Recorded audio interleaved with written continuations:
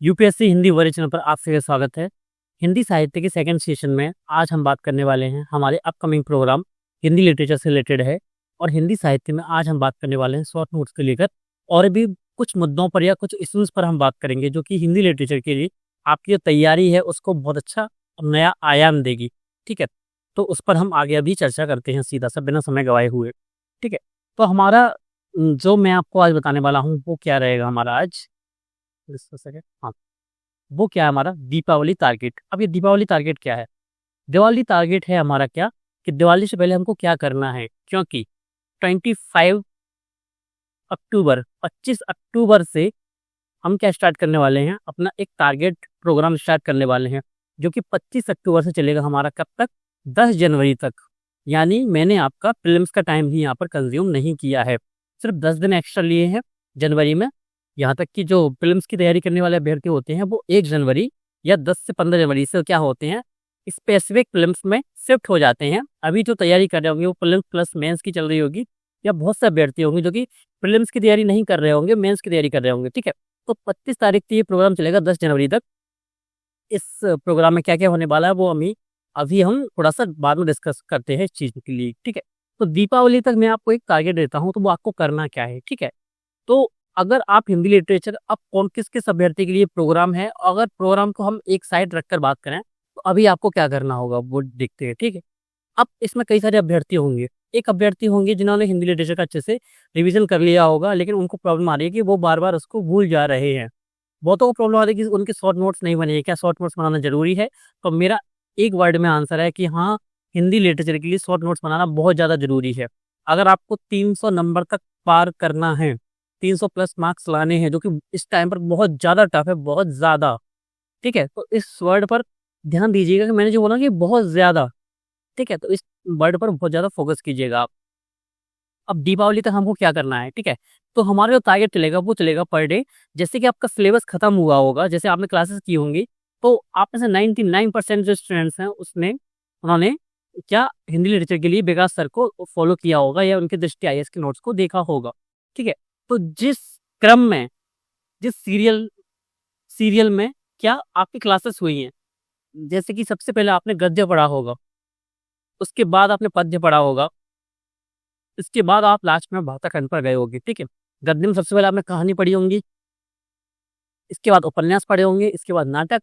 ठीक है, तो आपने ऐसे ही इसको पढ़ा होगा, उसी तरीके से हम यहाँ पे इसको स्टार्ट करने वाले हैं। लेकिन उससे पहले आपको बहुत सी चीज़ें क्या तैयार करनी होंगी, क्योंकि अगर आपको हम टारगेट देते हैं पढ़ने के लिए और आंसर लिखने के लिए देते हैं, तो वो टाइम बहुत कम होता है। उसमें अगर आप ये सोचें कि हम शॉर्ट नोट्स भी बना लेंगे, उसको अच्छे से पढ़ भी लेंगे, बहुत सी चीज़ें करनी होती हैं अगर लिटरेचर को तैयार करना है। तो अभी हम 25 तारीख तक क्या कर सकते हैं? ठीक है, तो छुट्टियों का भी आपको यूज़ करना है। अगर आप दीपावली पे घर जा रहे हो, तो छोटे-छोटे टारगेट्स बना के ले जाओ अपने लिटरेचर रिलेटेड, क्योंकि देखिए, ये टाइम जो चला गया वो वापस नहीं आएगा, क्योंकि अभी 2 महीने बाद, ढाई महीने बाद क्या, जैसे कि अक्टूबर अभी चल रहा है, लगभग मान के चलिए आधे से ज़्यादा अक्टूबर अभी बचा हुआ है। लेकिन ये समय आपका जनवरी के बाद वापस नहीं आएगा, क्योंकि आप प्रीलिम्स में लग जाओगे। और अगर आपका लक अच्छा रहा, आपने मेहनत बहुत अच्छी तरीके से की, आपका प्रीलिम्स क्वालीफाई हो गया, तो आपको बाद में पछताना ना पड़े कि मैंने पहले ऑप्शनल तैयार क्यों नहीं किया। ठीक है, तो दीपावली तक टारगेट हमारा रहेगा कि आपको करना क्या है। सबसे पहले आपको पता होगा कि इसमें बुकलेट्स होती हैं अलग से। ठीक है, मैं नोट्स की बात नहीं कर रहा हूँ अभी, मैं बात कर रहा हूँ कौन सी, बुक्स की बात कर रहा हूँ। बुक्स में कौन-कौन सी आती हैं, जैसे कि आपका उपन्यास हैं सभी, आपका गोदान है, और क्या है आपका मैला आंचल है। ठीक है, आपका क्या है, दिव्या है। ठीक है, तो ये जो आपके उपन्यास हैं, आपके नाटक हैं, आपकी कहानियाँ हैं, अगर आपने ये बुक्स नहीं पढ़ी हैं, जो-जो इम्पोर्टेंट हैं, ठीक है? क्योंकि इनको तो पढ़ना है ही, तो इनको कंप्लीट कर लीजिए एक बार पूरे अच्छे तरीके से। अब मैं ये भी बताऊँगा आपको कि इनको पढ़ना कैसे है, ऐसे नहीं सिर्फ़ कहानी के लिए या मनोरंजन के लिए पढ़ना है, वो चीज़ नहीं, ठीक है? अगर आपने पहले से क्लासेस ली हुई हैं, तो आपको ये चीज़ बहुत अच्छी तरीके से समझ में आ जाएगी कि मैं किस चीज़ या किस चीज़ पर मैं आप यहाँ पर फ़ोकस कर रहा हूँ। तो वो है जो कहानियाँ हैं, जो इम्पोर्टेंट, जो विकास सर ने उसमें आप टिक लगवाया हुआ है, तो वो आप देख सकते हो, दिव्या को देख सकते हो, मेला आंचल गोदान, ठीक है? जिनसे क्या डायरेक्ट क्वेश्चंस बनते हैं। ऐसे आपका स्कंदगुप्त है, आपका आषाढ़ का एक दिन है, ऐसे आपके ये भारत दशा है, ये रहेंगे, ठीक है? तो आप बुकलेट्स 25 तारीख से पहले पढ़ लीजिए सही। टाइम दे सकते हो 3 से 4 घंटे पर डे, तो आप इसको पढ़ लोगे, ठीक है। और इसमें ध्यान क्या देना है आप पढ़ते वक्त, ठीक है। तो पहला हमारा जो हमारा रूल नंबर फर्स्ट, हम लोग क्या कंप्लीट करना है दीपावली तक, यानी 25 तारीख से पहले। तो क्या कंप्लीट करना है, हमको पूरी बुक्स एक बार पढ़ के रखनी है। क्यों? इससे आपको अंडरस्टैंडिंग बने कि कौन सा भाग कहाँ है, और ये मैंने आपके लिए टारगेट क्यों दिया है उसके वो जानते हैं कि ये टारगेट क्यों दिया है, इसके कारण जानते हैं। हम क्या जानेंगे, इसके कारण जानते हैं। आप में से बहुत सारे अभ्यर्थियों पे क्वेश्चन आए थे कि सर जो पद्यांश होते हैं या गद्यांश होते हैं, तो अगर इनसे क्वेश्चन आएगा कहानी वगैरह से और उपन्यास से और नाटकों से, तो उसको क्या बोलेंगे, हम गद्यांश बोलेंगे। आप सभी को पता है, बेसिक चीज है। तो गद्यांश क्या होता है, कभी भी जब आप इन बुकलेट्स को पढ़ेंगे, अगर आपने पूरी बुक्स को पढ़ा हुआ है तो गद्यांश आपके गलत नहीं होंगे।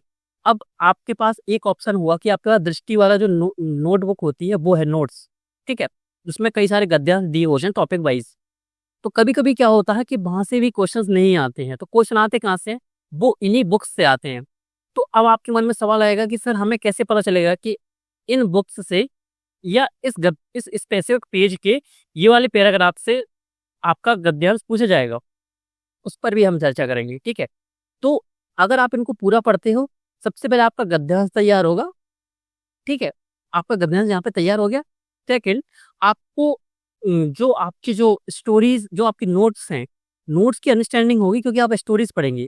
जैसे कि जो अगर आप उसको पढ़ोगे कि गोबर का जो चरित्र चित्रण है, अगर आप उसको क्वेश्चंस के थ्रू पढ़ोगे, तो आपकी अंडरस्टैंडिंग सिर्फ 50 से 60% ही बनेगी।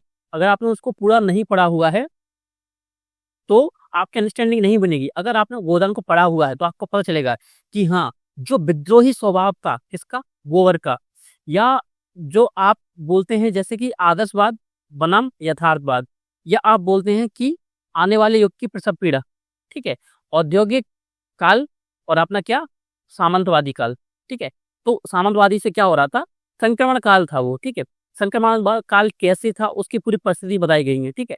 ये चीजें जिन्होंने नोट्स पढ़ लिया है तो उनको एक एक चीज पता होगा, ठीक है।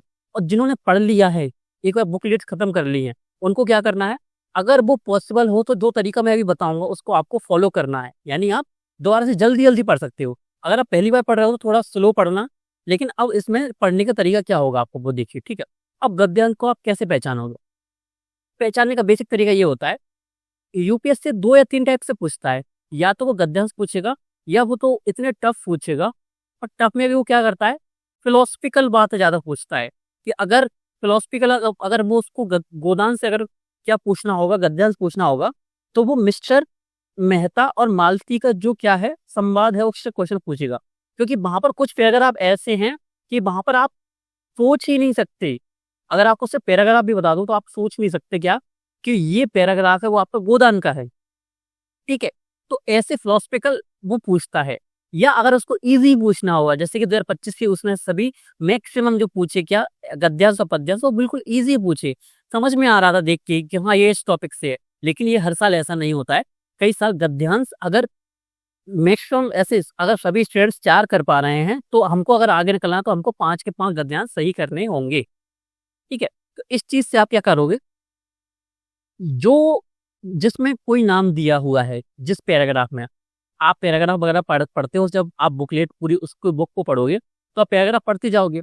जहां पर आपको लगे कि इस पैराग्राफ में रचना यानी बुकलेट का, जैसे गोदान का नाम कहीं नहीं लिया है, उसके किसी पात्र का नाम नहीं दिया है, और वो थोड़ी सी आदर्शवादी बात है, या वो फिलोसफिकल बात जैसी लग रही है, सिंपल सी बात है कि उसमें कोई नाम नहीं दिया है। अगर नाम दे देगा तो हम डायरेक्ट उसको पहचान लेंगे, ठीक है।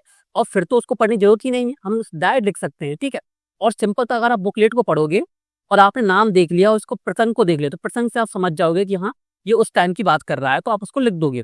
संदर्भ, प्रसंग और व्याख्या, ठीक है। उसको लिखने का तरीका भी हम बताएंगे कुछ दिनों में, कि उसको एग्जैक्ट कैसे लिखना है, कि आपको 10 अंकों में से मैक्सिमम मार्क कैसे मिलेगी, 6 से 7 मार्क, 7.5 अंक तक आपको कैसे प्राप्त हो, उस पर भी हम डिटेल में बात करेंगे। अब क्या, अगर आप वैसे पढ़ोगे तो वो तो आपको समझ में आ ही जाएगा, और समझ में क्या नहीं आएगा, जो कि जिसमें एक भी पात्र या उपन्यास का या कहानी जो भी गद्य विधा है उसका नाम नहीं है, ठीक है। तो आप क्या करते जाओगे, उस पेज पर क्या लगाते जाओगे, जो स्टिकी नोट्स होते हैं उनको ऐसे लगाते जाओगे, ठीक है। या उस पर स्टार लगा दोगे उस पैराग्राफ पर, ठीक है।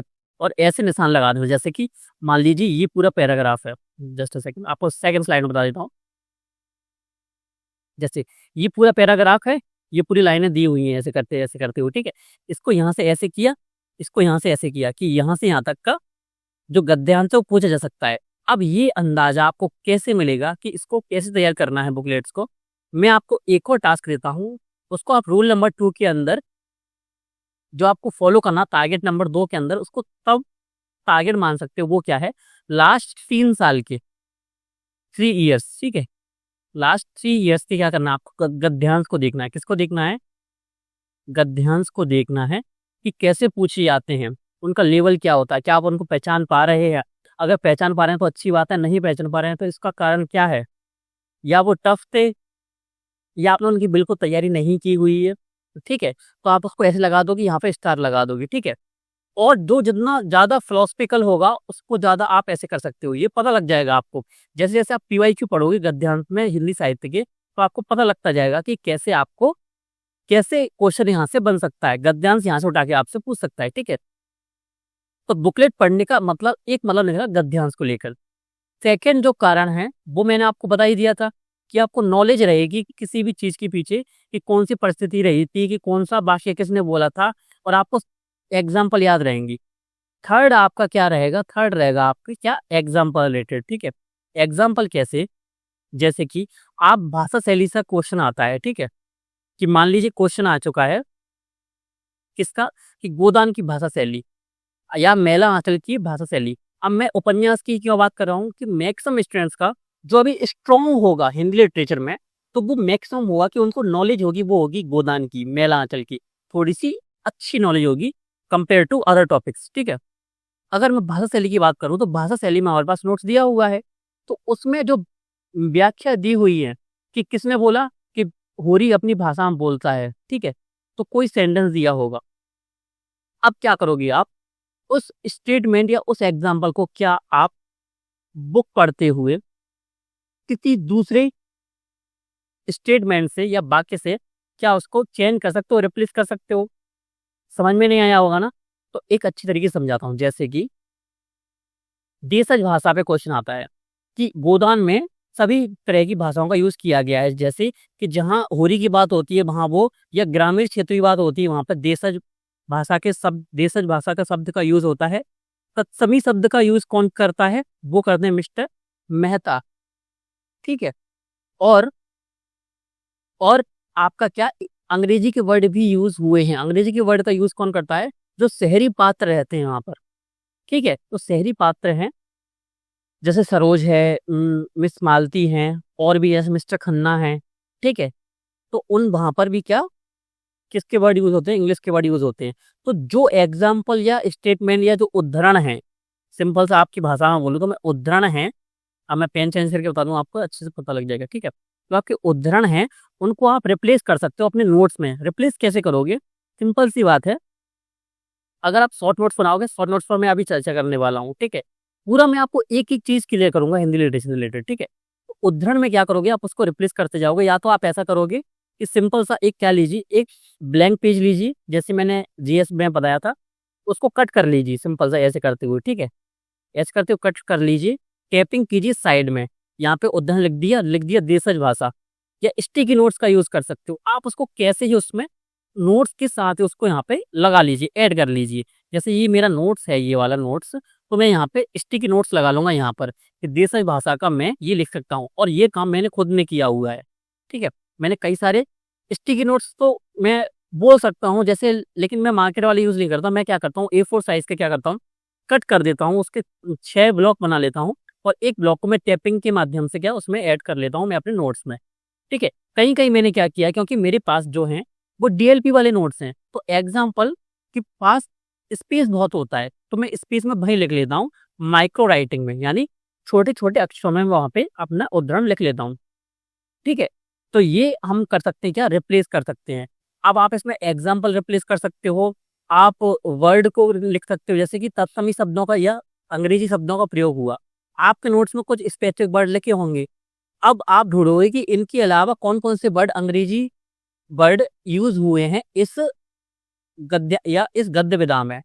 कहानी हो सकती है, उपन्यास हो सकता है, कोई सा भी उपन्यास हो सकता है, नाटक हो सकता है। तो उसमें जाइएगा, तो आप अगर आपको अंग्रेजी वर्ड मिले तो आप क्या कर सकते हो, अगर कोई नया वाला मिल जाए तो उसको यहाँ पे ऐड कर लोगे। ठीक है, जैसे कि अब एक और आता है, एक और चीज आती है जिसको आपको समझाने के लिए बोलूं। जैसे कि हमको क्या मिलता है, पीढ़ीगत अंतराल मिलता है। एक बहुत फेमस क्वेश्चन भी है और यूपीएससी की जो आपके नोट्स की हेडिंग भी है, गोदान में पीढ़ीगत अंतराल। ठीक है, तो पीढ़ीगत अंतराल में अगर डायरेक्ट पीढ़ीगत अंतराल पूछ जाए कि गोदान में पीढ़ीगत अंतराल को बिल्कुल समक्ष रूप से या स्पष्ट रूप से क्या दिखाया गया है। ठीक है, कुछ भी बना के उसने क्वेश्चन आपको दे दिया। अब आप क्या लिखोगे, आप सीधा सा एक दो एग्जांपल देखिए, आप होरी और गोबर पे आ जाओगे। दिक्कत यही है, क्वेश्चन भले ही वो जीएस का हो या हिंदी लिटरेचर का हो, क्वेश्चन जो पूछ रहा है उसी का आंसर देना है। मैक्सिमम स्टूडेंट्स क्या कर रहे हैं कि वो होरी और गोबर पे क्वेश्चन लिख के आ जा रहे हैं, जबकि उसने किसी स्पेसिफिक पात्र का नाम नहीं लिया। लेकिन यहाँ कहने का मतलब ये नहीं है कि होरी और गोबर को हम बराबर देंगे सभी के। जो समानता है, समान सबके समानता सबके समान नहीं रखेंगे। सबके समान रखने का मतलब क्या है कि जितना मैं क्या रखूंगा, यहाँ पर तिलिया का रखूंगा, यहाँ पर मैं ओंकारनाथ। ठीक है, और कौन, जस्ट अ सेकंड, हाँ, और भी जो हमें ऑप्शंस मिलते हैं जैसे दाता दीन और माता दीन, दाता दीन और माता दीन। ठीक है, मैं इन सबके समान नहीं रखूंगा, लेकिन इतना कंटेंट में 30% से लेके 35% रखूंगा या 40%। और इसके बाद में आऊंगा कि मुख्य रूप से होरी गोवर के रूप में स्पष्ट रूप से देखा जा सकता है पीढ़ीगत अंतराल। ठीक है, फिर मैं इस पर पॉइंट लिखूंगा, जिससे क्या होगा, जो एक आंसर है वो क्या आपका बैलेंस दिखेगा। और हमने किया क्या है, दृष्टि के नोट्स पढ़ पढ़ के क्या किया है, हम डायरेक्ट अगर क्वेश्चन ये आता है पीढ़ीगत अंतराल का, तो हम डायरेक्ट आ जाते हैं होरी और गोबर पर। दिक्कत वहां आती है कि आपके मार्क्स क्यों नहीं आ रहे हैं, 300 प्लस क्यों नहीं निकल पा रहे हो। ठीक है, तो जो आपको नया कंटेंट मिलेगा वो यहाँ पे मिलेगा, तो उनको ज्यादा फायदा होगा जिन्होंने जिन्होंने मिनिमम एक बार नोट को पढ़ा हुआ है। याद भले ही नहीं किया, लेकिन उनको इतना तो याद रहता है ना कि एक हेडिंग थी कि गोदान पर मार्क्सवाद का प्रभाव था। गोदान एक त्रासदी, ठीक है, गोदान में पीढ़ीगत अंतराल, ठीक है, आदर्शवाद बनाम यथार्थवाद, ठीक है, सामंतवाद से आपका नया युग में, आधुनिक युग में, ठीक है, उसका संक्रमण काल था। ठीक है, ये भी ठीक है, भाषा शैली ये हेडिंग थी। तो ये याद होता है ना, तो क्या होता है जब आप बुक पढ़ते जाओगे तो आपको याद आ जाएगा, अच्छा कि मार्क्सवाद का ये एग्जाम्पल मैं डाल सकता हूँ कि मार्क्सवाद का प्रभाव गोदान पर यहाँ हम देख सकते हैं, जो कि मेरे नोट्स में नहीं है, मैं इसको नोट डाउन यहाँ पे या एड ऑन कर सकता हूँ। ठीक है, तो आप बुकलेट्स को ऐसे पढ़ोगे, तो जिन्होंने पढ़ी हुई है, अगर उन्होंने इस तरीके से नहीं पढ़ी हुई है, तो नोट्स को एड ऑन करने के लिए, ठीक है, तो एड ऑन दृष्टि आईएएस तो कभी करती नहीं है, उसने तो एक बार नोट्स बना दी, उसको कोई मतलब नहीं है कि वो उसने आपको नोट्स दे दिए। ठीक है, लेकिन फिर भी हमको उसको धन्यवाद देना पड़ेगा। कि क्या देना पड़ेगा, उसको धन्यवाद देना पड़ेगा, क्योंकि उसने नोट्स तो दे दिए। अगर दृष्टि आईएएस हिंदी लिटरेचर के नोट्स नहीं दे दी तो हमारे पास नोट्स ही नहीं थे। ठीक है, लेकिन कमी है, लेकिन क्या उनकी एक अच्छाई भी है कि उन्होंने नोट्स दिए हमको। ठीक है, तो जो खराब पहलू है उस पर हमको क्रिटिसिज्म करेंगे उसका। ठीक है, और उस जो अच्छी चीज है उसका क्या करेंगे, हम अच्छा बोलेंगे उस चीज को। ठीक है, तो अब मैं यहाँ पर आ गया कि आपको बुकलेट्स यहाँ पे पढ़नी है। सेकंड आता हूँ मैं आपके यहाँ पर शॉर्ट नोट्स के लिए। ठीक है, क्या बात कर रहा हूँ मैं यहाँ पे, शॉर्ट नोट्स। ठीक है, हिंदी लिटरेचर के अब कैसे बनाने हैं, कब तक बनाने हैं, क्या बनाना है और क्या करना है शॉर्ट नोट्स बनाते वक्त। ठीक है, तो शॉर्ट नोट्स हमको बनाने हैं हिंदी लिटरेचर की। अब किस किस के बनाने हैं, जितने मैक्सिमम बना सकते हो उतने बना लो, यानी पूरे सिलेबस के। पर बहुत ज़्यादा हो जाएगा, नहीं होगा। जो तरीका मैं आपको बताऊंगा ना, उससे वो बहुत कम टाइम में बनते जाएंगे और आपको समझ में भी आते जाएंगे। शॉर्ट नोट्स का जो मैंने तरीका आपको जीएस में बताया हुआ है, 90 या 80 to 90%, यानी 80 से 90% वही काम आएगा आपके यहाँ पर भी। क्योंकि जो हम नोट्स बनाएंगे वो बनाएंगे हम कीवर्ड बेसिस। ठीक है, कीवर्ड बेसिस बनाएंगे। ठीक है, अब कीवर्ड बेसिस क्या होता है मैं आपको एग्जांपल के थ्रू बताऊंगा, आपको नोट्स बताता हूँ दृष्टि आईएएस के, उसके थ्रू मैं आपको बता देता हूँ कि शॉर्ट नोट्स कैसे बनाना है। अब पहला सवाल जो आप मैंने आपके आंसर दे दिया इस चीज का कि शॉर्ट नोट्स बनाने हैं क्या, जो मेरे कहने के बाद भी, इस क्लास को लेने के बाद भी शॉर्ट नोट्स नहीं बना रहा है, आप कुछ तैयारी नहीं कर रहे हो, आप 27 की तैयारी कर रहे हो। भले आप 26 में एग्जाम दे लो, आपका काम 27 में जाकर ही होगा। जब अगर आपने 27 में शॉर्ट नोट्स बना लिए तब जाके, अगर तब भी नहीं बनाए तो 28 की तैयारी करो सिंपल से आगे, ठीक है। ये बात थोड़ी कड़वी लग सकती है लेकिन रियलिटी है। मैंने इतने सालों के एक्सपीरियंस के बाद, क्योंकि स्टार्टिंग के 2 साल मैंने पढ़ने के बाद, हिंदी लिटरेचर को पढ़ने के बाद मैंने शॉर्ट नोट्स नहीं बनाई थी। मैंने सोचा था कि मैं इन्हीं से रिवाइज करूँगा, उसको हाइलाइट कर लूँगा। लेकिन हाइलाइट और शॉर्ट नोट्स में डिफरेंस होता है, अंतर होता है। इसलिए ठीक है, तो मेरे एक्सपीरियंस से आपको सीखने की बहुत ज़्यादा ज़रूरत होती है, और सिर्फ मेरे नहीं, जिनका जो टीचर्स ही आपको सच बता रहे हैं, बिल्कुल अच्छी तरीके से आपको गाइडेंस दे रहे हैं, तो उनके जो एक्सपीरियंस है उससे सीखिए, ठीक है। एक जैसे कि चाणक्य ने कहा था, चाणक्य को आप सभी जानते होंगे।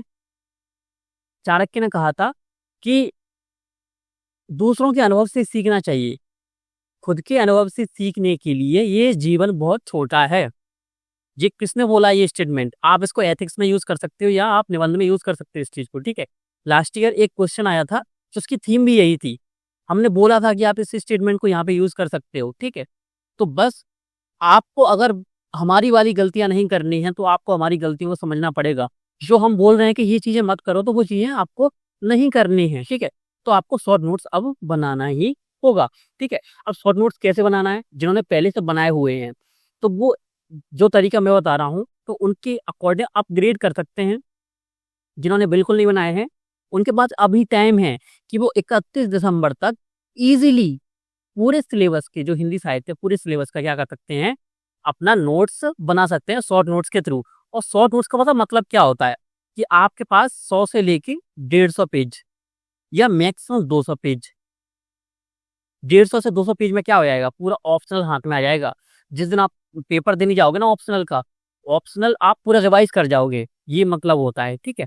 तो अब मैं आपको बता दूँ शॉर्ट नोट्स बनाना कैसे है, साथ में मैं चर्चा करूंगा कि प्रोग्राम में क्या क्या रहने वाला है इसी की बाद ही शायद, ठीक है। अब जस्ट देता हूँ।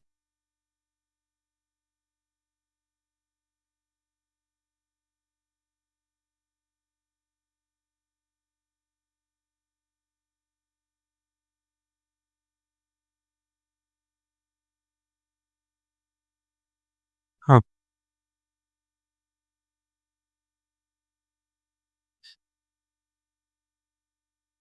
ठीक है। ये रहा हमारा क्या, हिंदी साहित्य का नोट्स जो पेन ड्राइव वाला है। हो सकता है आपके पास डीएलपी वाला हो, तो उन दोनों में कोई डिफरेंस नहीं है, आपको ये चीज पता होना चाहिए पहले से, ठीक है। तो ये कौन सा है हमारा फर्स्ट जो बुकलेट आती है हमारी, मैं पेन चेंज करके अच्छे से बता दूं आपको, ये वो वाली है, ठीक है। हमारा खंड 1 और पहला है, ठीक है। इसको थोड़ा सा जूम कर दूं मैं आपको, आपको ज्यादा हेल्प रहेगी, ठीक है। तो इसमें क्या क्या दिया हुआ है, हमारा उपन्यास दिया हुआ है, उपन्यास का इतिहास, और आपका क्या नाटक और रंगमंच, ठीक है। नाटक और उपन्यास दिए हुए हैं, इसमें कहानी नहीं दी हुई है, ठीक है। तो उपन्यास आपको अच्छे से पता है, सबसे पहले जिन्होंने थोड़ा बहुत ही पढ़ा होगा, क्योंकि हम स्टार्टिंग ही कहाँ से करते हैं, कहानी के बाद हम उपन्यास को पढ़ते हैं। तो उपन्यास में जाता हूँ। अब आपको एक चीज पता होगा कि उपन्यास दोनों पेपर में आता है, लेकिन आपको यही पता है कि कौन सा उपन्यास का पार्ट फर्स्ट पेपर में आएगा, कौन सा आएगा सेकंड में। तो सेकंड पेपर में वो पूछेगा उपन्यास रिलेटेड, तो वो क्या पूछेगा, वो पूछेगा सिर्फ गोदान जो बुकलेट्स हैं आप, ठीक है, जो उपन्यास हैं, गद्य विधाएं हैं, वो पूछेगा। जबकि पेपर फर्स्ट में क्या पूछेगा, पेपर एक में पूछेगा कि उपन्यास क्या है, उपन्यास की शुरुआत, यथार्थवादी उपन्यास किसे कहते हैं, जैनेन्द्र के उपन्यास पूछ लेगा वो, ठीक है। और पूछ लेगा कि उपन्यास की हिंदी साहित्य में उपन्यास सबसे पहला उपन्यास कौन सा है, ये चीजें बेसिक चीजें उपन्यास का थ्योरी पार्ट है, और किसी भी गद्य विधा का थ्योरी पार्ट है, वो पेपर 1 में पूछ जाता है। और जो बुकलेट रिलेटेड क्वेश्चन पूछ जाते हैं, जैसे कि एक एक दुनिया समानांतर, आपकी प्रेम मंजूषा, आपकी स्कंदगुप्त, आपका दिव्या, जो भारदोदशा और मेला आंचल, और भी कई सारे, ये आपका क्या पेपर 2 में पूछे जाते हैं। तो आपको सिलेबस पता होना चाहिए। तो सबसे पहले क्या करोगे आज, आज सिंपल सा क्या करोगे, पेपर देखोगे, पेपर और सिलेबस। एक टारगेट मैं आपको दे रहा हूँ, जो पढ़ रहे हैं लगातार, कि हमारे कहने से चल रहे हैं स्टार्टिंग से, और जो अभी हाल ही में जुड़े हैं, उनको ये चीज फॉलो करनी है, वो क्या करेंगे, आज एक पेपर देखोगे, 25 वाला पेपर देख लेना सिंपल सा, ठीक है। तो आपको बेसिकली समझ में तो आ जाएगा कि कितने क्वेश्चन करने होते हैं, कौन सा क्वेश्चन कितने नंबर में आता है। क्या उपन्यास के क्वेश्चन एक ही क्वेश्चन में मर्ज होते हैं, कि एक क्वेश्चन में 3 क्वेश्चन आते हैं, एक 15 नंबर का, फिर 2 10-10 नंबर के, ठीक है, ऐसे तो आता है सिंपल सा, ठीक है। तो आपका क्या सिंपल सा जस्ट अ सेकंड। हाँ, ऐसे क्वेश्चन पूछ जाते हैं आपसे। ठीक है, ठीक है, ये कितना हो गया अपना 20 35। सॉरी सॉरी सॉरी, 20 3 क्वेश्चन होते हैं अपने। मैं कंफ्यूज हो गया था क्योंकि 10 नंबर वाला मैंने काउंट कर लिया था इसमें। ठीक है, तो दो 15-15 के होते हैं, एक 20 का होता है। ठीक है, तो ये अपने क्या 50 नंबर का बन जाता है। वही मैं सोच रहा कि 35 का कैसे बन रहा है, 50 नंबर का एक क्वेश्चन होता है। ठीक है, तो क्या उपन्यास एक ही एक क्वेश्चन में सिर्फ उपन्यास पूछ जाएंगे? नहीं, ऐसा नहीं है। वो जानबूझकर एक क्वेश्चन उपन्यास से डालेगा, एक क्वेश्चन वो किससे डालेगा, कहानी से डाल देगा, एक क्वेश्चन निबंध से डाल देगा, जिससे क्या हो एक ना एक क्वेश्चन आपका छूटे। और क्या होता है कि आप ऐसा नहीं कर सकते कि 2 क्वेश्चन इससे कर लो, 1 क्वेश्चन इससे कर लो, नहीं। अगर आप इस क्वेश्चन को सॉल्व कर रहे हो तो आपको तीनों क्वेश्चंस को सॉल्व करना पड़ेगा। ठीक है, आपको ये पता होना चाहिए। खंड 1 और खंड 2 में क्वेश्चन पेपर बटा हुआ होता है। ठीक है, तो आपको 5 क्वेश्चंस करने होते हैं, ये तो पता होगा ना आपको। तो अभी 250 नंबर का होगा, और 250 नंबर में भी क्या है, ये छोटी छोटी चीजें बहुत ज्यादा इंपॉर्टेंट होती हैं। स्टूडेंट्स एक एक 1.5 साल बाद समझते हैं इन चीजों को। ठीक है, इसलिए जिनको पता है वो ये नहीं समझे कि सर ये तो बेसिक चीजें हैं। ये बेसिक चीजें भी बहुत ज्यादा महत्वपूर्ण हो जाती है कभी कभी। ठीक है, ये पता होना चाहिए चीजें। ठीक है, और फर्स्ट क्वेश्चन और आपका क्या फिफ्थ क्वेश्चन, फर्स्ट क्वेश्चन और फिफ्थ क्वेश्चन क्या अनिवार्य होता है, ये भी पता होना चाहिए आपको। ठीक है, बाकी 2 3 4 इन 3 क्वेश्चन, और यहाँ पे रहेंगे 3 क्वेश्चन 6 7 8। ठीक है, इन 3 क्वेश्चन में से क्या आपको 3 क्वेश्चन और करने हैं। तो क्या आपके पास ये मौका है कि क्या आपके पास आप ये कर सकते हो कि इन तीनों क्वेश्चंस को कर लो? नहीं, आपको मिनिमम एक क्वेश्चन एक खंड में से करना पड़ेगा, और बाकी बचे हुए 2 इसमें से कर सकते हो। ठीक है, तो ऐसा नहीं है कि अनिवार्य के अलावा एक खंड में से आपको एक क्वेश्चन और करना पड़ता है। ऐसा नहीं कर सकते कि आपने 2 क्वेश्चन अनिवार्य वाले ये कर लिए, बाकी 6 7 8 आपने इसी को निपटा दिया पूरा। जैसे कि भाषा खंड वाला थोड़ा सिंपल आता है पेपर, तो आपने भाषा खंड से सभी क्वेश्चंस खत्म कर दिए। ठीक है, ना पता हो तो ना पता हो देख लीजिए, पता है तो अच्छी बात है। ठीक है, अब मैं आता हूँ शॉर्ट नोट्स पे। ठीक है, उपन्यास का फर्स्ट पेपर को देखते हैं पहले हम। ठीक है, अब बेसिकली आप उपन्यास का क्या बनाओगे, अपने नोट्स बनाओगे, शॉर्ट नोट्स। तो मैंने क्या बोला, कीवर्ड बेसिस बनाएंगे। अब आपको ये तो लिखना नहीं है कि उपन्यास आधुनिक गद्य की तदाद में विधा है जिसका आधार शताब्दी में पश्चिम में हुआ। उपन्यास शब्द का विकलन करें, 2 हिस्से होते हैं, उप अर्थात अर्थात निकट, न्यास अर्थात थाती। ये नहीं लिखना है। लिखना क्या है, जो पेपर में आएगा। पेपर में क्या आएगा, कैसे पता चलेगा, PYQ देखो। PYQ कैसे देखो, और हिंदी लिटरेचर में एक बहुत अच्छी चीज है, वो ये है कि दृष्टि IAS के जो नोट्स हैं उसकी हेडिंग से डायरेक्ट क्वेश्चन आते हैं। हो सकता है अगली साल ये क्वेश्चन आया कि उपन्यास और आख्याय के में अंतर बताइए। सिंपल सा, दृष्टि वालों ने ये काम पहले ही करके दे दिया है कि आपको क्वेश्चंस वाइज ही नोट्स प्रोवाइड करवाए हैं। जैसे कि उपन्यास के तत्व क्या होते हैं। अब मान लो मुझे यहाँ से नोट्स बनाना है कि उपन्यास के तत्व क्या हैं। अब मैं ये इसमें ये नहीं लिखूंगा कि 6 तत्व होते हैं, ये तो मुझे याद ही होने चाहिए, हर चीज लिखना नहीं होता है। तो उपन्यास के 6 तत्व कौन कौन से हैं, कौन कौन से आपके, कथानक, कथा वस्तु, उद्देश्य, चरित्र, योजना, भाषा, शैली, देशकाल, वातावरण। ठीक है, संवाद, योजना, देशकाल, वातावरण। तो ये रटे होने चाहिए 6 की 6। कहानी के तत्व कौन से होते हैं ये पता होना चाहिए। ये छोटी छोटी चीजें याद होना चाहिए कि लिखनी जरूरत ही नहीं पड़े। अब मैं डालूंगा फर्स्ट हेडिंग कि कथानक और कथा वस्तु, सिंपल है। ठीक है, ये मेरा नोट्स है, मैं इसको लिखते जा रहा हूँ। ठीक है, और आप इसको नोट डाउन करते कर सकते हो। ठीक है, तो उपन्यास मैंने हेडिंग दी थी। अब इसके सामने मैं क्या लिखूंगा, तत्व। तत्व के मैंने क्या दी, फर्स्ट हेडिंग कथानक। ठीक है, कथानक मैंने हेडिंग दे दी, और कथा वस्तु।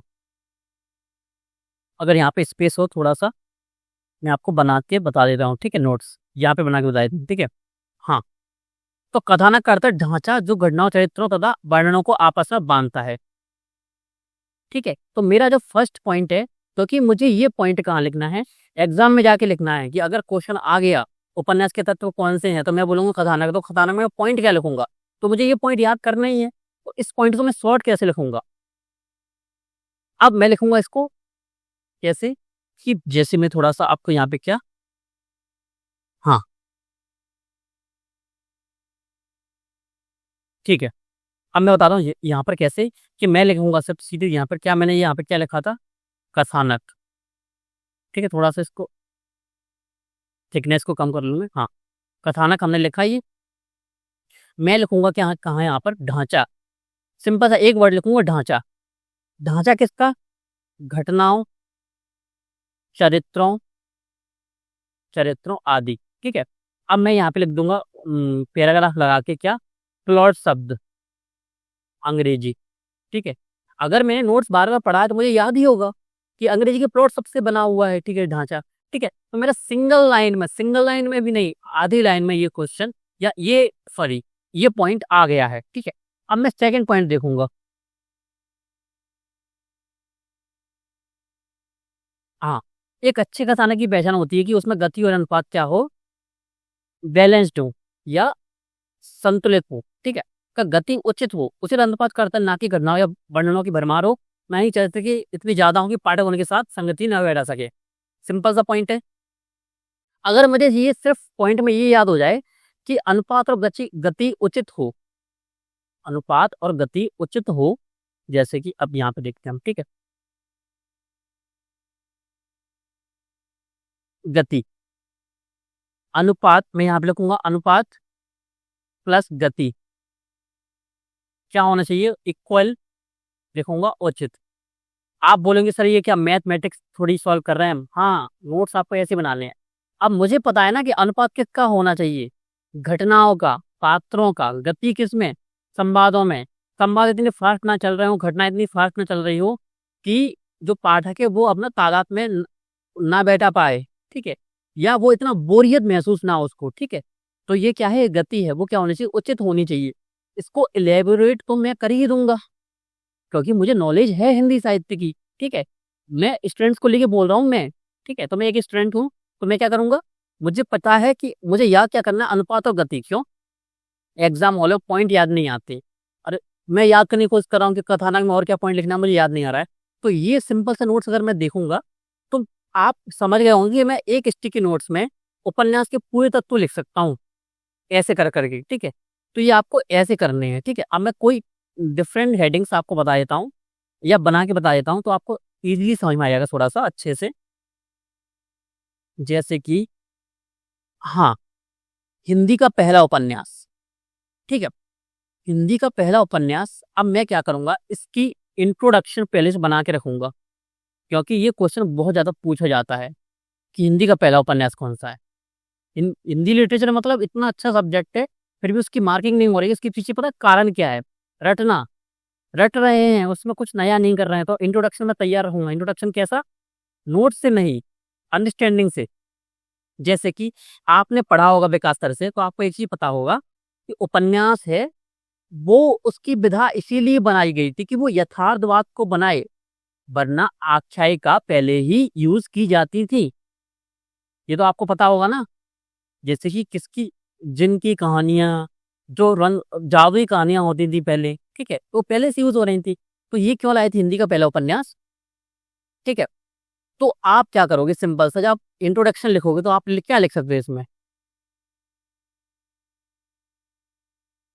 पश्चिम की भांति क्या हो सकते हो, पश्चिम की भांति भारत में भी क्या जो उपन्यास लिखे गए वे शुरुआत में क्या उपन्यास की जो प्रतिमान है उस पर क्या नहीं रह सकी, खड़ी नहीं रह सकी। ठीक है, इसके बाद आप क्या लिख सकते हो, इन पॉइंट्स को लिख सकते हो। ठीक है, तो एक इंट्रोडक्शन बना के रखो पहले से। जैसे कि एक इंट्रोडक्शन किस में हो सकता है, जैसे कि हिंदी साहित्य और यथार्थवाद का संबंध में भी क्वेश्चन इस साल आया है। ये या तो आया है उपन्यास और यथार्थवाद आया है, या हिंदी उपन्यास और यथार्थवाद का संबंध आया है। एक क्वेश्चन पक्का आया है, मैंने देखा था।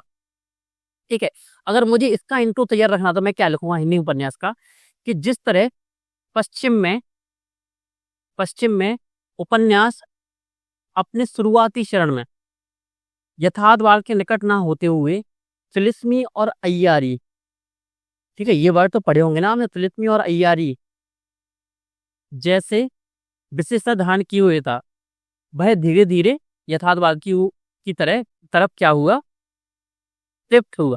अब शिफ्ट के लिए हिंदी वर्ड हो सकता है, अगर मैं याद कर पा रहा हूं तो शिफ्ट, या आप लिख सकते हो क्या, यथार्थवाद की ओर बढ़ा। ठीक है, उसी तरह हिंदी साहित्य में शुरुआती जो उपन्यास हम देख सकते हैं, फिर आपको एग्जाम्पल पता होना चाहिए। ठीक है, अभी मैं एग्जाम्पल का भी बताऊंगा आपको कि एग्जाम्पल कैसे अपडेट करने हैं, कि जो आप डिफरेंट कैसे लिख सकते हो। आप सबके मन में सब बहुत सारे टीचर्स ने बोला है कि डिफरेंट लिखो, अलग लिखो, अदर स्टूडेंट से एक जैसा लिखोगे तो मार्किंग है वो एवरेज होगी, लेकिन ये नहीं बता सके कैसे लिखोगे, वो लिखोगे कंटेंट चेंज करके। अब मैंने इंट्रो अपने लिए बनाया है, तो ये इंट्रो तो मेरे पास ही है, किसी स्टूडेंट के पास नहीं है। सिंपल सा, जो स्टूडेंट एग्जाम देने जाएगा वो इस नोट्स का यूज करेगा इंट्रोडक्शन लिखने में, ठीक है। और मैं किसका यूज करूंगा, जो मेरे इंट्रोडक्शन खुद ने बनाया हुआ था। और ऐसे इंट्रोडक्शन कुछ कुछ इंट्रोडक्शन हम आपको देंगे, किसमें, प्रोग्राम में बना के देंगे। 10 से 15 इंट्रोडक्शन हम बना के दे देंगे, जिससे आप समझ जाओगे कि इंट्रोडक्शन कैसे लिखना है या इसको कैसे बनाना है, हर एक टॉपिक के हर एक क्वेश्चन को लेकर, ठीक है। तो फिर आप बनाना भी सीख जाओगे, ठीक है। हर एक का हम दे सकते हैं, लेकिन प्रॉब्लम वही कि अगर हम दे देंगे तो वही कि तब भी 100-150 जो अभ्यर्थी हैं उनके पास एक जैसा हो जाएगा, सबके पास डिफरेंट कैसे होगा। 20 से 30 हम दे देंगे, बाकी आप खुद बना के देखो, हमको चेक कराते जाओ। सिंपल था कि सर हम क्या सही बना रहे हैं, क्या हम सही लैंग्वेज का यूज कर रहे हैं। बाकी अगर आप 20-30 इंट्रोडक्शन देख लोगे तो आपको समझ में आ जाएगा कि हाँ, इंट्रोडक्शन ऐसे लिखना है। और इंट्रोडक्शन बनाते वक्त बहुत सारी चीज़ों का याद ध्यान भी रखना है, वो मैं आपको क्लासेस के थ्रू बताता जाऊंगा बात के बाद में, ठीक है। तो स्टार्टिंग में आप क्या लिखोगे, उसमें एग्जाम्पल देवरानी जेठानी की कहानी, बामा शिक्षक, भाग्यवती, परीक्षा गुरु। अब मैं आपसे ये बोलता हूँ, क्या जैसे कि इसमें लिखा 1915 तक उपन्यासों का बोलबाला ऐसा ही था, ठीक है। क्या सिर्फ इतने ही उपन्यास लिखे गए थे जो कि यथार्थवादी नहीं थे जब से स्टार्टिंग हुई है, जैसे 1870 से? नहीं, कुछ उपन्यास और थे, क्योंकि अब दृष्टि वाले भी सभी उपन्यास के नाम नहीं लिख सकते थे। 30 से 40 उपन्यास तो होंगे। अब 30 से 40 में से उन्होंने 5-6 नाम यहाँ पे दे दिए। अब 10 साल से स्टूडेंट इन्हीं को रट रहे हैं, 5-6 नाम को। हम क्या करेंगे, 30-40 में से क्या करेंगे, इनको छोड़ के जो एक्स्ट्रा नाम है 2 से 3, वो नाम इसमें ऐड ऑन करेंगे। अगर ये क्वेश्चन आएगा आपके एग्जाम्पल हिंदी साहित्य से लिखने वाले, मुख्य परीक्षा लिखने वाले 200 अभ्यर्थी हैं या 100 अभ्यर्थी हैं, उनमें से आपका अंक सबसे डिफरेंट दिखेगा। और जहां डिफरेंट होता है, जैसे कि मैं मेंस में बात करता हूँ जीएस रिलेटेड, तो क्या होता है उसमें कि हम डेटा लिखते हैं, फैक्ट लिखते हैं, फिगर्स लिखते हैं, हमारा इंट्रोडक्शन तैयार होता है। हमारा इंट्रोडक्शन वैसे नहीं होता कि बना बनाया हुआ है, कि हमने हल्के उसको बनाया है, जनरल नहीं होता। हम उसमें नाम लिखते हैं कि हाँ, हम लिख देंगे कि प्रधानमंत्री ने संबोधन करते हुए बोला है कि E20 रिलेटेड, E20 भारत का भविष्य है, PIB की रिपोर्ट कहती है कि, ठीक है। हम ऐसे इंट्रोडक्शन लिखते हैं। तो वैसे ही हिंदी लिटरेचर में भी है कि आज क्या लिखोगे, सबसे डिफरेंट एग्जाम्पल्स लिखोगे और अपनी लैंग्वेज सही करके लिखोगे तो आपको अच्छे मार्क्स मिलेंगे। लेकिन एक चीज से बचना है। अब आप समझोगे शॉर्ट नोट्स कैसे बनाना है आपको, ठीक है। और मैं बता देता हूँ कैसे। यहाँ पे इंट्रोडक्शन पूरा लिखो किसी भी हेडिंग का। हेडिंग का मतलब क्या है हिंदी साहित्य के नोट्स में, इस चीज को आप हाईलाइट करके सुनो। किसी भी चीज को हम हाईलाइट करते हैं ना, तो इस चीज को हाईलाइट करके सुनो जो मैं बोलने वाला हूँ। तो वो क्या है, वो ये है, जब भी आप हिंदी साहित्य को पढ़ते हो तो जो हेडिंग होती है वही क्वेश्चन होता है हिंदी साहित्य में। यानी जो हेडिंग होती है वो डायरेक्ट आपको पेपर में देखने को मिल सकती है, और पेपर में कई बार आया हुआ भी होगा। मैक्सिमम टाइम यही होता है, क्योंकि हिंदी साहित्य रिपीट मोड पर चलता है कि उसके questions as it is repeat होते हैं, एज इट इज, कि वर्ड भी चेंज नहीं करता, वो एक शब्द भी चेंज नहीं करता, परिवर्तित नहीं करता उसमें, ठीक है। तो आपको क्या करना है, उन पॉइंट्स को तय करना है। इंट्रोडक्शन पूरा लिखो, पॉइंट्स को कीवर्ड बेसिस पर लिखो, जैसे कि परीक्षा गुरु प्रकाशित हुआ, ठीक है। प्रथम उपन्यास कौन सा है, प्रथम कौन सा लिख दोगे, परीक्षा गुरु, ठीक है। और बाकी जो एग्जाम्पल है, ये वाले एग्जाम्पल ये लिख दोगे कि अन्य ये ऐसे थे, ठीक है। तो आपको ये पूरे पॉइंट्स लिखने की जरूरत है। अभी बहुत सारे अभ्यर्थी क्या कर रहे होंगे, वो इसको पूरा नोट डाउन कर रहे होंगे कि पूरा एक पॉइंट उठाया, इसको एज इट इज लिख लिया। तो उस शॉर्ट नोट्स का कोई मतलब नहीं है। शॉर्ट नोट्स का मतलब ही होता है कीवर्ड बेसिस। अगर आपने कीवर्ड बेसिस बना लिया, कभी कभी क्या होगा, पहली बार उसको पढ़ेंगे समझ में नहीं आएगा कि इसका मतलब क्या है। सिंपल सा आपके पास सामने नोट्स है, उससे रिवाइज करते जाओ। और एक रूल और एक नियम हमेशा अपनाओ अपनी पढ़ाई के दौरान। वो नियम क्या है कि सिंपल सा, अगर मैंने आज शॉर्ट नोट्स बनाया हुआ है ना, उसको शॉर्ट नोट्स बनाने के 1 घंटे बाद, 2 घंटे बाद उसको रिवाइज जरूर करो पूरे नोट्स को। अगर आपने उसको रिवाइज नहीं किया, वो शॉर्ट नोट्स आपके जीवन में कभी काम नहीं आ सकता, क्योंकि आप भूल जाओगे कि इस कीवर्ड का मतलब क्या था, मुझे इसमें लिखना क्या था। तो सबसे गोल्डन रूल मैं ये बोलूंगा कि जब आप शॉर्ट नोट्स बनाते हो तो सिंपल सा क्या करो, अपना उसको हल्का रिवाइज करो। ठीक है, तो आपको ये काम बहुत इम्पोर्टेंट अच्छे तरीके से करना है। अब ऐसे ही आपको क्या करना, पेपर 1 का हमने देख लिया, सेम वही तरीका हम अपनाएंगे किसमें, अपने सॉरी पेपर 2 में। जैसे गोदान में जाके देख लेते हैं हम एक बार, ठीक है।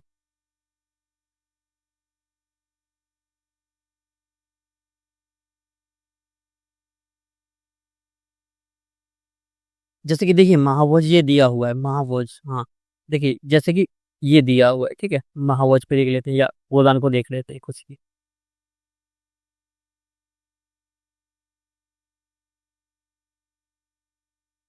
ठीक है, महाभोज आ गया, ठीक है, ये आ गया, महाभोज पे आ गया हम। अब लेखक का दृष्टिकोण क्या था, अब एक चीज की सर उद्धरण का क्या बनाए, हम नोट्स कैसे बनाए। इसके दो तरीके हैं, या तो आप उसको शॉर्ट लिखते जाओ साथ में ही, जो आपको करना ही है कि शॉर्ट नोट्स में अगर आप आंसर लिखोगे, तो मैंने क्या बोला कि शॉर्ट नोट्स कैसे बनाने हैं आपको, आंसर वाइज, कि आप उसको आंसर का एज इट इज लिख सको एग्जाम हॉल में जाके, ठीक है। तो क्या लिखोगे, सिंपल सा कि जैसे मैं इंट्रोडक्शन लिखूंगा, अब नीचे क्या लिख दूंगा कि संभवतः इस उपन्यास की रचना के पीछे यही प्रश्न रहा। अब क्या होता है, कुछ उदाहरण, कुछ एग्जाम्पल ऐसे हैं कि उनको रिप्लेस हम नहीं कर सकते, जैसे कि ये कि भूमिका में यही लाइन लिखी है, इसको हम रिप्लेस तो नहीं कर सकते क्योंकि भूमिका ही में यही लिखा है उन्होंने, ठीक है। उन्होंने तो 10-15 भूमिका तो लिखी नहीं है महाभोज की, मन्नू भंडारी जी में, ठीक है। तो उन्होंने लिखी है कि तो उसको हम चेंज नहीं कर सकते, ठीक है। इसकी जगह और कुछ लिख सकते हो, लेकिन भूमिका में तो यही लिखना पड़ेगा। तो भूमिका में आप इसको लिखोगे तो क्या लिखोगे, संभवतः इस उपन्यास की रचना के पीछे, उसको डबल इन्वर्टेड कॉमा में शॉर्ट नोट्स के अंदर लिख लोगे, ठीक है। अब आपको याद होना चाहिए कि पूरी लाइन क्या थी। अब पूरी लाइन याद करने के लिए क्या करोगे, अब आप इसके लिए क्या कर सकते हो, या तो हाईलाइट कर दो इसमें, ये सबसे अच्छा तरीका है। एक अलग से नोट्स बनाओ सिर्फ उद्धरण का टॉपिक वाइज, ठीक है। टॉपिक वाइज भी कैसे बनाओगे, सिंपल सा कि आप उसमें लिखोगे संवेदना पक्ष हेडिंग, ठीक है। तो लेके का अगर दृष्टिकोण हेडिंग दोगे, फिर उसमें उद्धरण लिख दोगे। सेकंड हेडिंग राजनीतिक विकृति पर लिखोगे, ठीक है। राजनीतिक विकृति, देखो ये आ गई, तो राजनीतिक विकृति पर लिखोगे तो मैं इसमें क्या क्या उद्धरण डाल सकता हूँ, क्या क्या कोटेशन डाल सकता हूँ, ठीक है। तो उद्धरण क्या क्या लिख सकता हूँ, तो मैं 2 उद्धरण इसके लिए मैं तैयार रखूंगा, ठीक है। अब इनमें आप रिप्लेस कर सकते हो अपने बुकलेट से भी, आपके पास जो बुक्स हैं उनसे आप रिप्लेस कर सकते हो, जैसे कि ये रखी होगी यहाँ पे, एक हाथ तो रखी हो, हाँ अषाढ़ का एक दिन, देखो सिंपल सा आषाढ़ का एक दिन ये रखी हुई है, ठीक है। तो आप इसको अगर पढ़ोगे तो सिंपल सा आपको ये चीज़ें देखने को मिल जाएंगी। ऐसे ये स्कंदगुप्त है, देखो यहाँ पे मैंने किया हुआ हुई है, अगर आपको दिख रहा हो अच्छे से, मैंने हाईलाइट किया हुआ है कि इसको मैं रिप्लेस कर सकता हूँ कहाँ पे, अपने जो आंसर है उसमें, ठीक है। ये देख लो, मतलब समझ जाओ कि हाँ ये चीज़ें होती हैं। मैंने बुकलेट में ऐसे ही निशान लगाए हुए हैं पूरे, गोदान तो मतलब थोड़ा सा ज़्यादा रंगा हुआ है मेरा, ठीक है। तो सिर्फ बुक पढ़ने के लिए नहीं है कि उनको सिर्फ कोरी रखे हुए हैं, उसको बिल्कुल नया रखे हुए हैं, ठीक है। तो उद्धरण का आप ऐसा कर सकते हो, एक अलग से नोट्स बना सकते हो और बाकी का शॉर्ट नोट्स आप एक जैसा रखो। अब राजनीतिक विकृति में मैं कीवर्ड बेसिस क्या लिख सकता हूँ, लोकतंत्र के आने के बाद मैं लिखूंगा सीधा क्या, आजादी के बाद, आजादी, आजादी पश्चात, ठीक है। मैं लिखूंगा कीवर्ड आजादी पश्चात, क्या हुआ है, पहली बार जो क्या हुआ, दलित समाज क्या है, धुरी बन गई है। धुरी किसकी बन गई है, राजनीति की। तो मैंने एक लाइन 3 वर्ड में क्या समेट लिया यहाँ पे इसको, ठीक है। अब और जो कीवर्ड बेसिस है कि आम आदमी समानता, स्वतंत्रता, न्याय से आधुनिक मूल्यों से अनवज्ञता, तो मैं कीवर्ड बेसिस इन पॉइंट को लिखता जाऊंगा, ठीक है। तो ये रहा मेरा शॉर्ट नोट्स बनाने का तरीका। अब मैंने आपको शॉर्ट नोट्स बता दिया है कैसे बनाना है, तो पूरे नोट्स का ऐसे बनाना है। लेकिन एक चीज और, वापस आते हैं हम अपने, सॉरी इसी में बता देता हूँ, ठीक है। सिंपल से बता देता हूँ कि जब भी शॉर्ट नोट्स बनाओ, सबसे पहले देखो अपना PYQ, लास्ट 15 नहीं इसकी ज़्यादा देखने पड़ेंगे आपको, 20 साल, 2005 या 2002 शायद होंगे भी आपके पास, जो दृष्टि की बुकलेट आती है ना PYQ की, उसमें दिए हुए हैं, 2002 के आसपास से दिए हुए हैं, ठीक है। तो PYQ देखोगे, अगर ऐसा कोई डायमेंशन आता है या कोई ऐसा क्वेश्चन है जो कि नोट्स में नहीं दिया हुआ है, ठीक है, तो उसको आप प्रिपेयर करोगे इन्हीं नोट्स के बेसिस पर, क्योंकि इतना बड़ा नोट्स अगर आपने पढ़ा है तो आपको अंडरस्टैंडिंग हो गई होगी कि इसका आंसर क्या है, ठीक है। और बाकी आपको पता लगेगा कि कौन सा जो हेडिंग है, जो कौन सा क्वेश्चन है वो ज़्यादा महत्वपूर्ण है, क्योंकि कुछ क्वेश्चन क्या हुए हैं किसी किसी टॉपिक में 3 से 4 बार आ गए हैं एज इट इज क्वेश्चन वही। सो क्या करोगे, जैसे मुझे टॉपिक पढ़ना है कौन सा, आपका महाभोज। तो महाभोज में सबसे पहले मैं पीवाईक्यू में जाऊंगा। पीवाईक्यू में जो क्वेश्चन ज़्यादा रिपीट हुआ है, ठीक है, जो रिपीट हुआ है उस क्वेश्चन को या उस हेडिंग को मैं पहले नोट्स बनाऊंगा उस शॉर्ट नोट्स में, ठीक है। तो मेरा टॉपिक रहेगा वो। अब ये इस चीज को ध्यान रखिए, एक टॉपिक महाभोज, एक टॉपिक गोदान, एन जैसे टॉपिक्स के लिए मैक्सिमम 3 पेज काफी है। वो भी एक साइड बोल रहा हूँ कि एक साइड ये, दूसरी साइड ये, तीसरी साइड ये, यानी 1.5 पेज मान सकते हो, एक मान के, लेकिन जो सीरियल नंबर दिया रहता है उसके अकॉर्डिंग 1, 2 और 3, इसके उधर उलट इसको देख लेंगे ऐसे।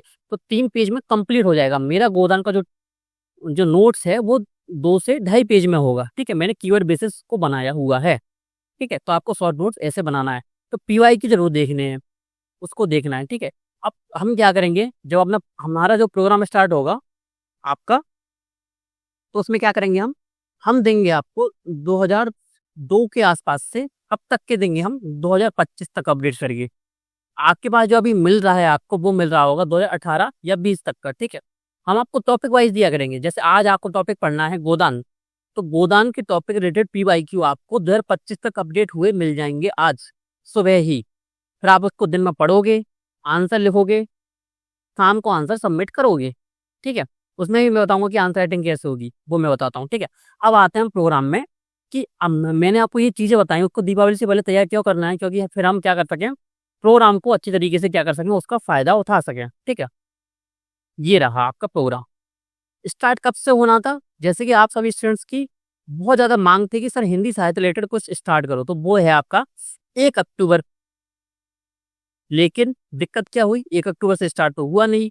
आज आज खुद 6 अक्टूबर है, आपको ये जो सेशन मिलेगा वो 7 अक्टूबर को मिलेगा। रिकॉर्ड एक दिन पहले होता है। अब लेकिन ये तो निकल गया, लेकिन ये हमारा क्या था, हम शेड्यूल बना रहे थे। फिर क्या हुआ, ये हॉलीडे क्यों डाले हुए हैं, दीपावली, कोई मतलब निकलता नहीं, क्योंकि संडे पड़ जाते 2 यहाँ पर, 3 यहाँ पर क्या पढ़ रहे हैं, दीपावली की छुट्टी देनी पड़ती हमें, क्योंकि अगर हम नहीं देते तो आप खुद से ले लेते। आप भी कम नहीं हो, ठीक है। तो आपको इस चीज से ये था, ठीक है, यहाँ पे ये दीपावली वगैरह थी। हाँ, अब इसीलिए हमने क्या किया है, इस शेड्यूल को कैंसिल करते हुए शेड्यूल हमने स्टार्ट किया है कब से, 25 अक्टूबर से। एज इट इज ये शेड्यूल है, आपको 25 तारीख को आपके प्रोग्राम में आपको ये मिल जाएगा सिलेबस। तो कहाँ से स्टार्ट किया हमने, कहानी से स्टार्ट किया है। फिर हमने क्या पढ़ा है, प्रेमचंद और प्रेम मंजूषा। फिर हॉलीडे आ गया आपका, क्योंकि संडे को हम छुट्टी रखा करेंगे। छुट्टी नहीं रखना है, इस दिन आपको रिवाइज करना है जो कि हमने 6 दिन पढ़ा हुआ है। फिर उसको ऐसे करते हुए हम कहाँ तक ले गए हैं, इसको ले गए हम 9 जनवरी तक। 9 जनवरी को हम आपसे बोल देंगे कि आपका हिंदी साहित्य कंप्लीट हो चुका है, और आपको भी कॉन्फिडेंस आएगा। जिस तरीके से हम बताते जाएंगे आपको, आप क्लासेस फॉलो करते जाएंगे, और जो चीज़ हम आपको बता रहे हैं उसको अप्लाई करते जाएंगे, उसका एग्जीक्यूशन करते जाएंगे, तो यकीन मानिए हिंदी साहित्य आपको बहुत अच्छा हो जाएगा, with short notes, with revise, with answer writing, ठीक है। ये आपका कंप्लीट हो जाएगा। अब इस प्रोग्राम में क्या क्या होने वाला है वो मैं आपको बता देता हूँ। तो सिंपल सा इस प्रोग्राम में क्या क्या होने वाला है वो ये है कि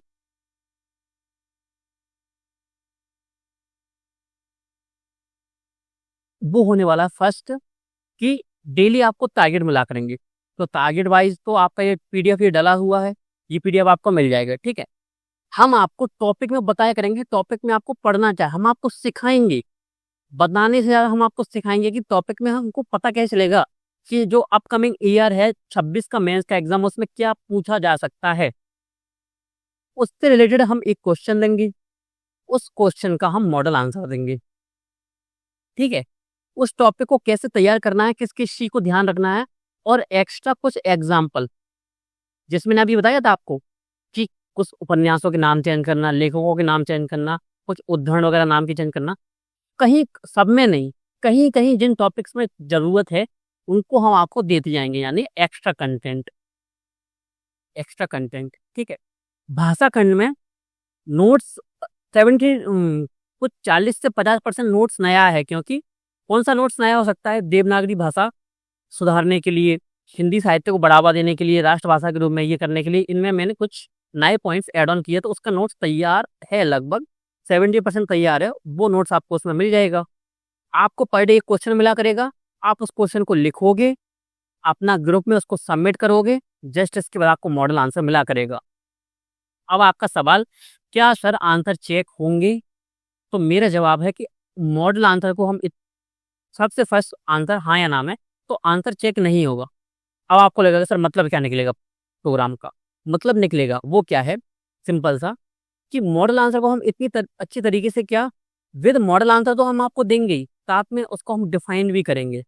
स्टार्टिंग में डिफाइन करेंगे हम, पॉसिबल होगा तो पूरे प्रोग्राम में कर देंगे डिफाइन, या हम स्टार्टिंग में तो उसको करेंगे ही कि इस मॉडल आंसर में हमने क्या गलतियां की, क्योंकि हम सबके देखा करेंगे, आंसर सभी के देखा करेंगे, हम चेक नहीं किया करेंगे, देखा करेंगे, जिससे क्या होगा, हमको पता लगता रहेगा कि आप गलतियां क्या कर रहे हो।